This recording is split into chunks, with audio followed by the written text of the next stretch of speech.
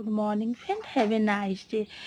পুরীতে এসে সমুদ্রে স্নান করা, সি বিচে বসে আড্ডা জমানো, ইভিনিংয়ে সি বিচে ঘোরাঘুরি করা, মার্কেটিং করা, এসবের তুঙ্গে হলো জগন্নাথ দেবের মন্দিরে জগন্নাথ দেবকে দর্শন করা।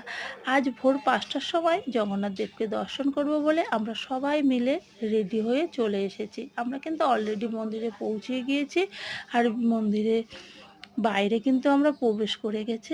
আর দেখো, আমরা জুতো আর ফোনটা রাখার জন্য আমরা সামনের দিকে এগিয়ে যাচ্ছি।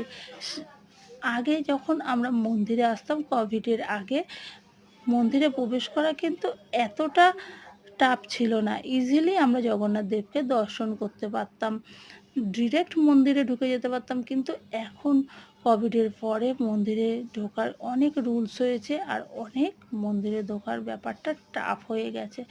যাই হোক, চলো আমরা সামনের দিকে এগিয়ে গিয়ে জুতো আর ফোন রেখে যখন নাকি মূল মন্দিরে প্রবেশ করার জন্য লাইনে গেলাম, গিয়ে দেখলাম আমাদের মতো এই মর্নিংয়ে অনেক লোক এসে পড়েছে।